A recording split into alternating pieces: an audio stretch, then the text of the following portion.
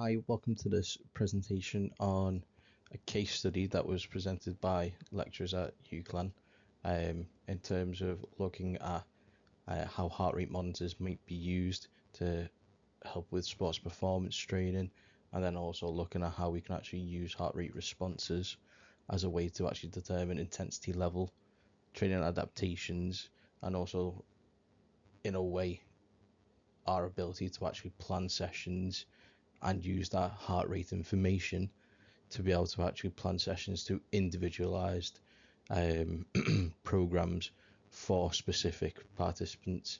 And you'll see that later on in this, where we'll actually look at a specific participant, we'll look at specific information that was presented as part of the case study, and actually how we've utilized that information to not only calculate training zones, but ways in which we can actually go about training them within those zones and how it might actually feel to train within them, so that we can actually communicate that to our participants and actually help them understand the effort level that might be going into each training zone, and also the outcome of training within that zone. So first of all, we need to really discuss the use of heart rate monitors in sports performance and what role they actually have within sports performance. So I've briefly talked about that in that little intro section, but to give you a little bit more of a better understanding of how we can actually utilize them, I've put on some pictures on the slide which basically show different methods in which that we can look at heart rate and different ways that we can actually monitor heart rate with different types of devices. So on the far left, we've got an oximeter, which can also measure not just heart rate, but also oxygen saturation levels, which can also be really useful, especially with athletes. And we can actually look at desaturation and see if there are any issues in that regard. In the middle, we've got a chest strap, which is becoming basically the most popular way to monitor heart rate in sports athletes.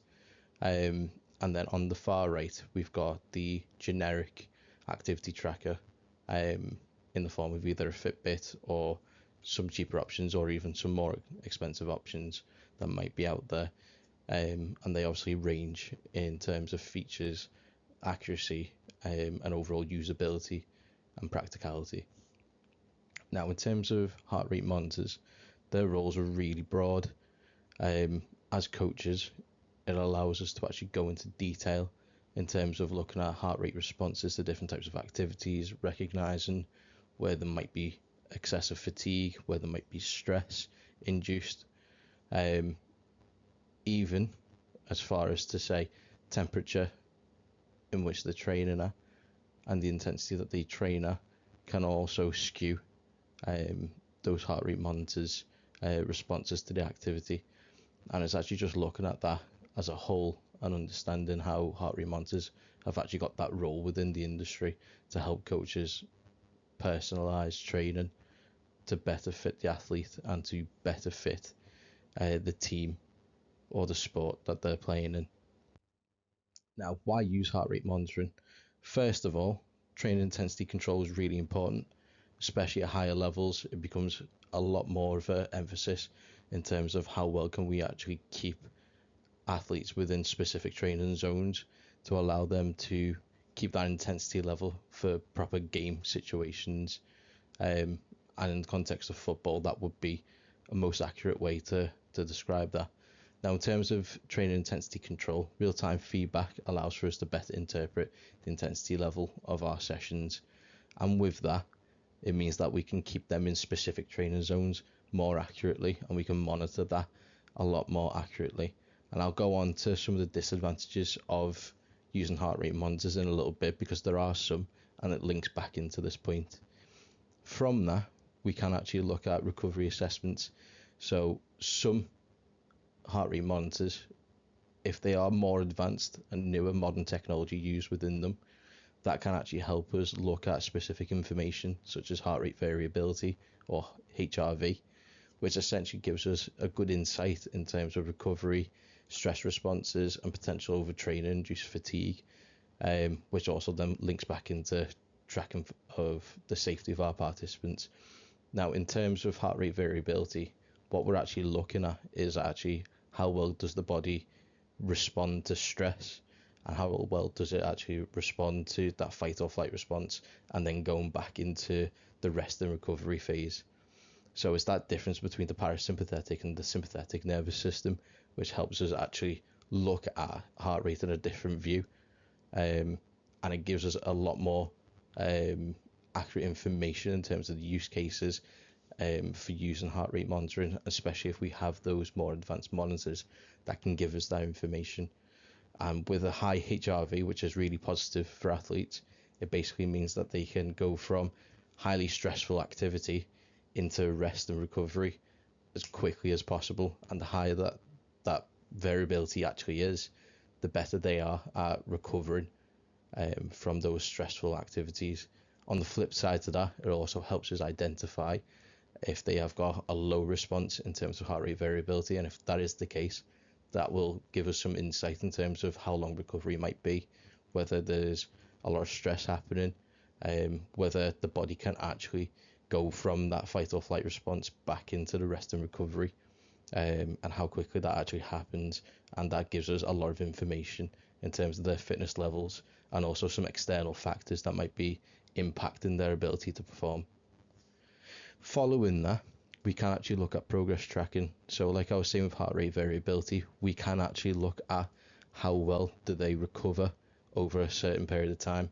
So after 6 weeks or 12 weeks of intervention, it might be that their heart rate variability might increase over time exponentially as a result of the program that's been individualized to them as a result of using heart rate monitoring, which is really positive for strength and conditioning coaches, as it gives us that confidence to actually use this type of technology for its intended purposes and for future purposes. And it also helps us build better athletes that are a lot more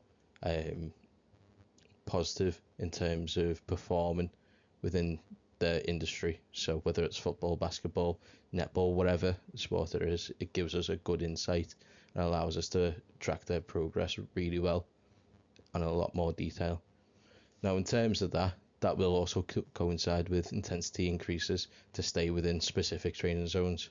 So after we do that initial screening, and then also those initial fitness tests, run that program, we can track the progress, and then we can also suggest whether there needs to be an increase in the intensity to allow them to stay in specific training zones after retesting.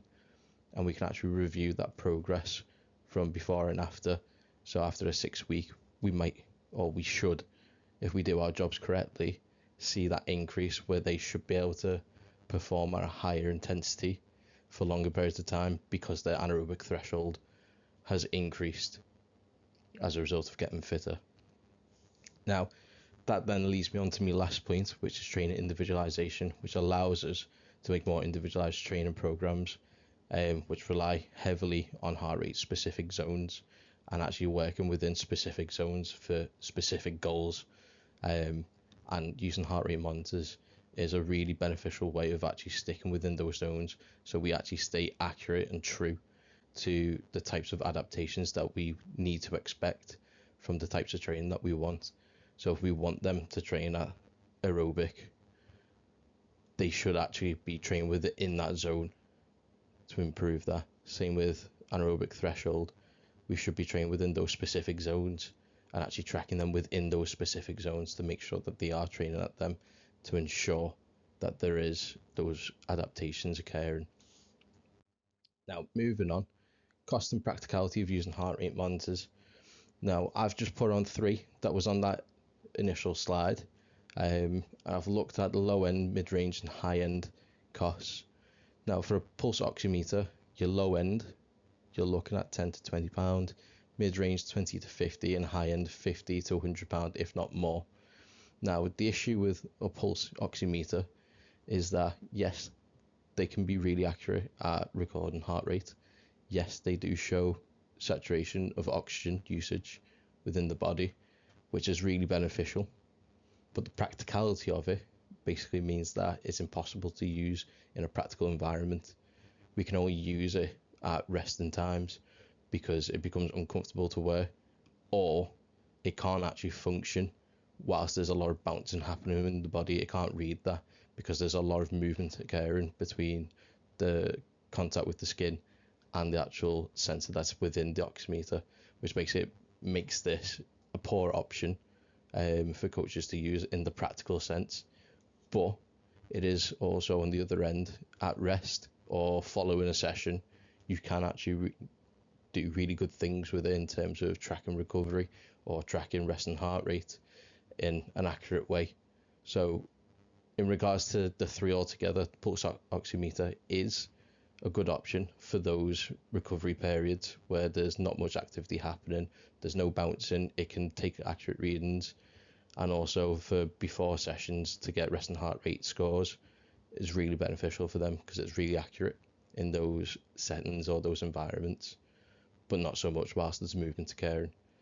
Now, in regards to activity trackers, the primary focus on that is more towards smartwatches, so things like Fitbits, Apple Watches, those types of things. Garmin, Huawei, they do different types of smartwatches that have activity tracking software built in to track heart rate, blood pressure, cadence, speed, anything really that there's a product on the market that can actually track it in some way, shape or form. How accurate they are is yet to be seen, only because between low end and high end there's a vast difference in how accurate they actually are and the types of sensors that are used. Now, for the price of a low end activity trackers, we're looking at £20 to £100. Some on Amazon go for as little as 20. You start getting into the £100 range and above when we start looking at proper established name brands. So things like Fitbit and Huawei and Garmin, they'll all be in that £100+ range, which is that now mid-range point. So you can get a lot of activity trackers that are really accurate within that £100 to £160 range with a few extra features. So things like blood pressure and SpO2, similar to the pulse oximeter, you can actually get them within that range. Now, looking at the higher end side, you're looking at £170+ for activity trackers. And it's mainly to do with the sensors and the accuracy and the features that are included with them. Now, that higher end stuff is not necessarily the best because a lot of it is packed with features that aren't really necessary for coaches, and it's more of a selling point or a gimmick for the public. So in terms of activity trackers, most within that £100 to £160 range are perfectly usable for coaches to actually track heart rate, and they're practical because they're comfortable to wear. They won't fall off. The likelihood is that they won't also be impacted by movement because the sensor that is on the skin is kept there by the wrist strap. So that makes it a lot easier to use in a practical environment where there's a lot of movement happening. But there are now issues in terms of how accurate those scores might be, especially if we are working within a high intensity or a fast-paced environment where the actual sensor can't keep up with the demands of the activity. So going from 0 to 100 in terms of intensity might not be tracked properly, as there might be a delay in terms of tracking that resting heart rate to then going to 100% intensity. There's going to be a delay in it, which means that we can't see that gradually increase, which makes it a lot harder for us to track. Now, moving on to the final section, which is the wearable chest straps. These are most common within athletes, and they're becoming a lot more people for general public and gym goers and fitness enthusiasts. But in regards to price ranges, low end £20 to £80, mid-range £80 to £150, and high end can be as much as £160 or above. Now, in regards to this, the practicality, they're comfortable to wear in most cases. Sometimes they can become uncomfortable over a period of time when wearing them, as the rubber or the elastic strap that's used to keep it on the chest can rub and become uncomfortable over time, especially when sweating after an intense activity. But in regards to practicality, there's no way that that's going to come off. is really accurate, is placed closest to the heart, and it's overall, out of the three, is the most accurate in the practical environment, as that bouncing and the movement isn't going to impact the scores. Now, in terms of practicality, you have got an issue with all three of these, and one of the big issues is actually trying to utilize them in a large group environment, which now leads me on to my next slide, which is considerations for team training, which also includes the limitations of it. Now, I've compiled the advantages and disadvantages to make it easier to understand in a table format, and what we're really looking at is how well can we actually utilize this technology within a team environment where you're dealing with several participants at the same time, if not a large group of 16 plus in some cases, depending on time constraints and whatnot. But in regards to advantages, your heart rate responses to different types of activities allows for more accurate tracking and control, which is really good from those heart rate monitor point of view. It makes it really usable within the industry, especially with modern technology. It allows for more individualized training.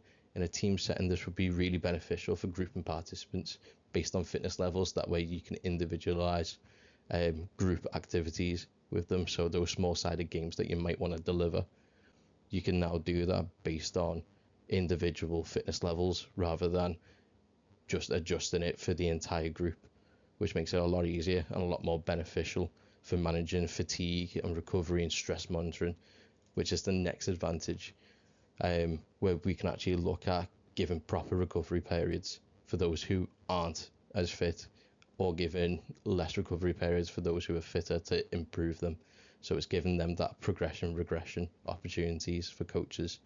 Also allows us to track fatigue, looking at how heart rate might be naturally a lot higher at rest compared to other periods, and also stress monitoring, and it's looking at that parasympathetic and the sympathetic nervous system responses and how well we can actually bounce between each system response. On top of that, we do also have athlete accountability, and in regards to that, what I mean is, are we actually making athletes accountable for how much effort they actually put in, and do they actually understand the expected effort levels that they need to do to produce the exercise adaptations that we need from the program that we've put in place to actually translate into the sports performance. Now, it's just looking at whether they actually meet those demands and whether they actually meet those expected effort levels, as allows us to actually track those effort levels in a lot more detail, and actually understanding whether they're actually putting in enough effort to meet the anaerobic threshold where they might need to train at, or any other type of heart rate zone.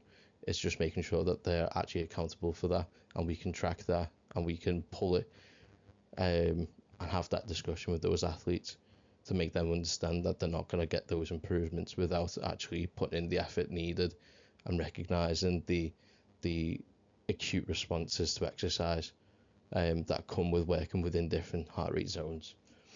Now, in terms of disadvantages, your heart rate monitor response delay can impact the ability to track effort level and responses when performing high intensity activities. So that's that going from 0% to 100% intensity in a quick burst, where heart rate monitors might not be able to keep up with that sudden change in response.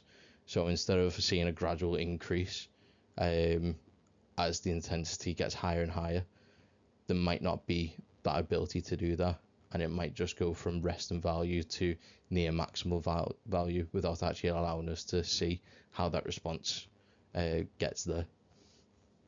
In terms of that, the results could potentially be skewed by external factors. As I mentioned earlier on, there is a way in which heart rate monitors can be impacted by external factors, so things like stress prior to the session and during the session, dehydration, caffeine, and a few others. Dehydration can increase blood pressure, can also increase heart rate values at rest as a result of blood becoming thicker and harder to pump around the body, which means that at rest the heart rate is going to increase to help maintain that oxygen delivery, which dehydration will then act as a skew on resting heart rate, which makes our results a lot harder to read if that is the case. Caffeine is the same. If we consume caffeine, we'll see a spike in heart rate, we'll see a spike in blood pressure as a result, which will then skew results. Now, the cost to buy, and then also the cost to maintain, and then also the time consumption that's needed to set up these types of activities, and actually evaluate the scores and the data that we collect, can be a real big disadvantage. Like I've went through previously, heart rate monitors can be really expensive, especially for the more accurate modern technology that we've got now.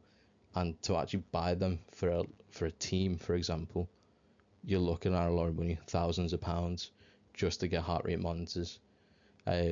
So if you are needed to use a whole group activity, it might not be the best way of using those resources. So it would be better to actually split the group up into smaller chunks and recording data in those smaller groups rather than using a large group, just so that it helps you with your time consumption.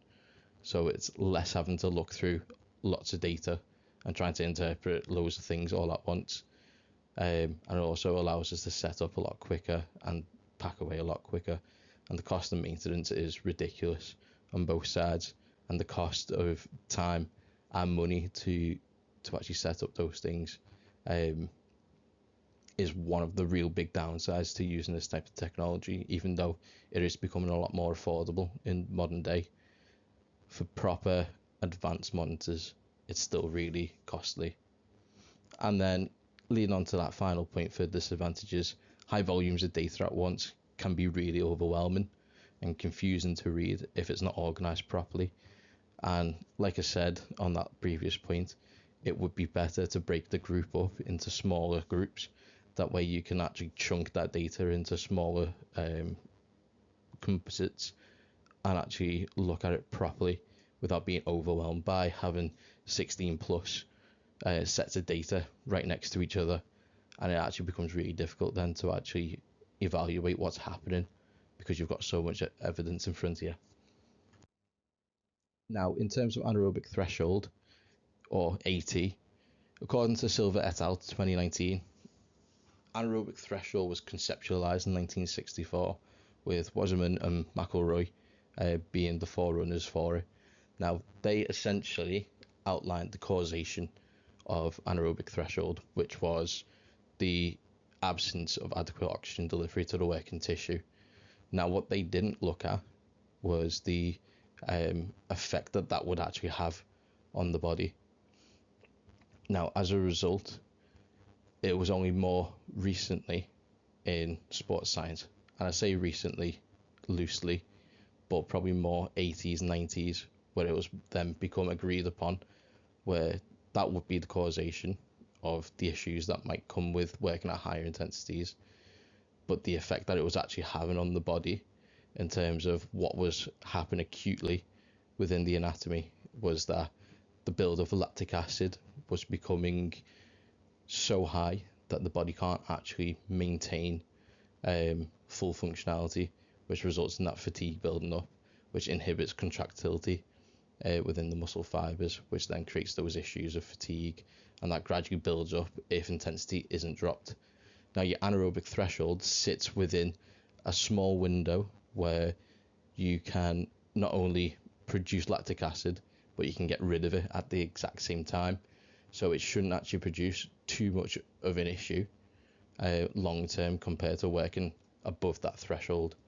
And working within that threshold is quite common in sports such as football or basketball, where there's a lot of high intensity or high speed running, for example, where they will tend to sit at that anaerobic threshold, which then also equates to sports performance when training for it. Now, looking at the case studies properly, our athlete name is AB. He's a centre mid in football.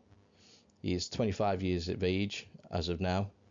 He's 1.79 meters tall, 74.5 kilograms, body fat of roughly 12.9%, with a sum of 6 skin folds. His maximum heart rate achieved is 182 and his resting heart rate was 49. Now that's just the bio for our athlete. The graded exercise test results, or the GXT, we can actually see progressively those values come into place, and then we can also see maximum heart rate achieved at minute 11, where he's traveling at 4.5 meters per second, and that gave us our maximum heart rate value.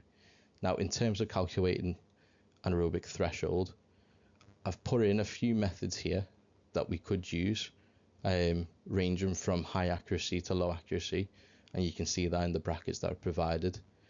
Now, in regards to the V-slope method, we do need to use a gas analysis machinery or equipment, which basically means that we cannot use that because the only results that we have are heart rate and speed related. So V-slope method is out the window in regards to that, and it essentially basically means that we now lose an option to produce a highly accurate result in terms of our anaerobic threshold. Ventilatory equivalence method are high again, but we don't have the equipment to do that. And the lactate threshold curve is once again high, but we don't actually have the test results to actually use that. Now, for the actual method of determining anaerobic threshold for this, Conconi produced a method called the HR deflection, where we actually look at how the linear pattern of those plots that we put on a graph, how that linearity changes at a certain point where it deflects away from that linear path, and that's where we'll calculate that anaerobic threshold to be. So 1982 outlined this method, and I've just plotted on the bottom right graph each of those points in relation to heart rate and speed, and we can actually see at what speed did that heart rate stray from the aligned plotted points. So for us to actually calculate the heart rate deflection, we need to establish a linear trend line. So that's what I've done, straight line across. Now, in terms of actually then calculating that deflection point, we need to see where the next point is, where it doesn't stay in line with that arrow. Now we can see at 3.5 meters per second, or at roughly 168 beats per minute, that is the last point in which stays in line with that linear pattern, which basically means that we can calculate from that point onto the next point, which is at 173 BPM at 3.75 meters per second. Somewhere between those two values is where we see that deflection point occur. So that deflection point is somewhere between 168 to 173 beats per minute at 3.5 to 3.75 meters per second, and that's our anaerobic threshold determined. Now, individualized calculation of training zones relies entirely on looking at different types of variables with specific values based on those calculations previously. Now, for this formula, we're going to actually look at the Carvin, Quintala and Mustala formula that was devised in 1957, which basically looks at heart rate reserve, and actually how we actually calculate that is looking at heart rate maximum subtracted from heart rate at rest. So that would look like 182 minus 49, which would then equal 133 beats per minute. That is our heart rate reserve. Now, heart rate reserve is then used and multiplied with the percentage of intensity that you want to work at. And you can see that in the table that are provided next to the calculations, with all the heart rate intensities that they need to be working at for which zones. And I've put on the training focus for each zone so that it makes it a lot easier to look at.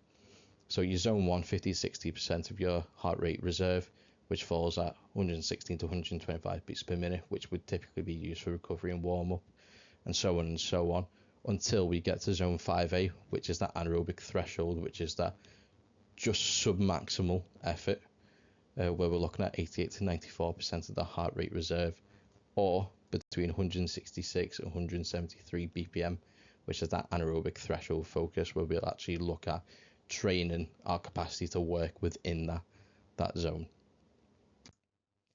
Now, finally, we've got the last table, which essentially looks at how we might actually describe each zone and how we work within it and how we train there, or what types of example sessions we might use within that, and then also reasons for why you might train in those zones. Now, zone 1, recovery and warm up between 160 and 125 beats per minute. It should be very easy for an athlete. You should feel a little bit relaxed. You should be able to talk or sing. You should be able to hold a proper conversation in this zone. Now, why would you train there? The reasons why we train there mainly for recovery and warm up.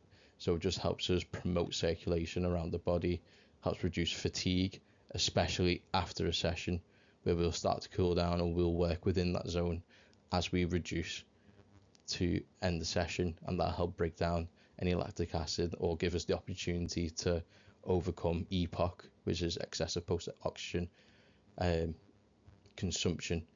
So that allows us to just break down that lactic acid so it doesn't sit within our bloodstream and cause excessive fatigue post-session. Now, an example session of that might look like 20-30 minutes of a light jog, if we were to run that as a cardio section. As a recovery or warm-up, it might literally just be 5 minutes at light jog or even a run, and there's not much more that you can do within that zone. In terms of zone 2, which is that aerobic base, where we actually start looking at producing a healthy heart, and actually getting ready for that long endurance stamina, is that precursor to that type of zone. Now, we're looking at 125 to 138 beats per minute. It should be a comfortable pace. You should be able to produce full sentences still, similar to zone 1, but it will be a little bit more difficult. Now, in terms of why we train there, it builds an aerobic foundation. It helps us improve our heart health. It's really important for less fit individuals where it actually becomes an issue, where we can't actually work at higher intensities until we build up the aerobic base to recover from those higher intensity bursts. Now, it builds that aerobic foundation, improves fat metabolism. It's key for sports like football to build up that stamina to last a full 90 minutes and help recover from those high intensity bursts. An example session of that might be a continuous 40 to 50 minute steady run with low tempo. Technical drills might be involved in it. Rondos could potentially fall into that, although it would be a little bit more tempo based and it's intermittent, and it can be more faster paced in some cases. But as a rule of thumb, a rondo could potentially be used within that zone because there's not too much movement occurring. For zone 3, we're looking at tempo and endurance based, so that's looking at that moderate intensity interval training, where we're actually looking at longer, harder efforts followed by some intermittent rest periods. So working between that 138 and 151 BPM range. Moderate effort is harder to talk and produce sentences. You should start seeing breathlessness start to occur later on in those types of sessions. It helps develop aerobic endurance and also helps us pace ourselves, especially with that intermittent period that we can put in. So as part of the example sessions, you might do things like 3 sets of 10-minute tempo runs, 3-minute jogs, rest with 4 minutes pressing drills, those types of things where it's a mixture of higher intensity but not maximal or not hard intensity type activities. It's moderate intensity and there is that intermittent periods of rest time. Now, zone 4 is the sub anaerobic threshold. So this is just a little bit before we reach that, and we're looking more towards the limit of our aerobic system there. So we're working between 150 and 166 beats per minute. It's hard work, it's high intensity, so high intensity running. Legs should be working fairly hard, especially in football. You'll only be able to get short replies out of participants, so maybe a few words at a time. Increases high intensity endurance, so that high speed running. Sports match demand, so it gets them match ready for longer periods of time. So that's really important for football athletes like the one that we've got as the case study. It allows us to actually look at them and actually support them within matches. The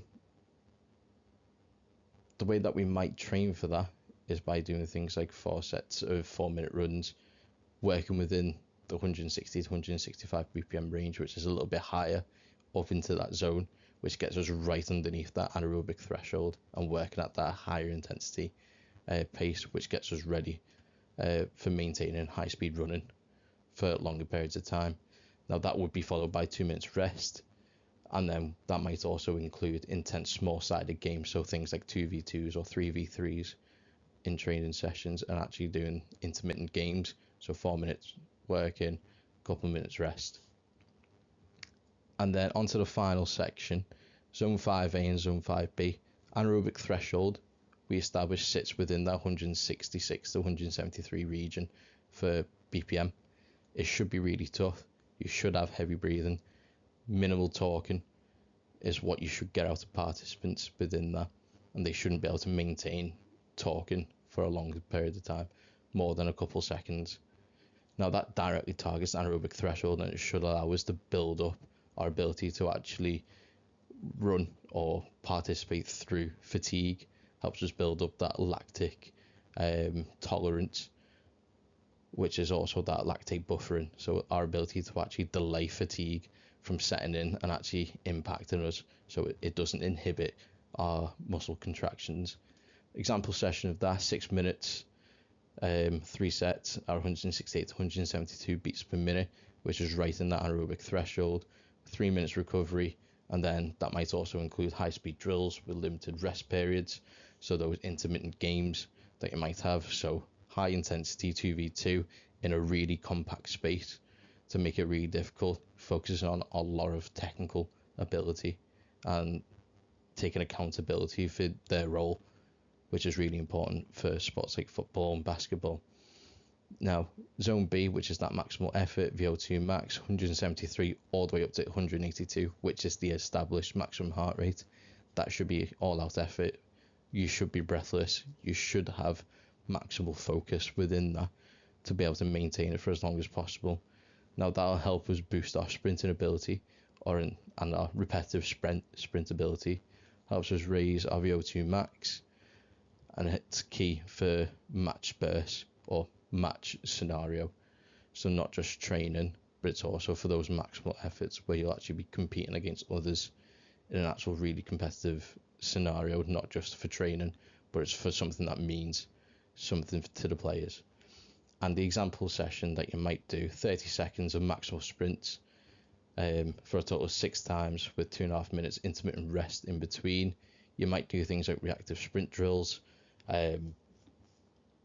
It's really important that we train that system just to make sure that they all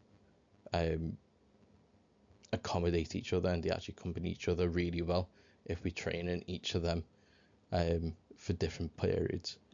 And it's really important that we periodize their program in a way that we actually utilize those zones to make it beneficial for them. And then just to end it off, thank you for listening. These are the references that I've used as part of the bibliography.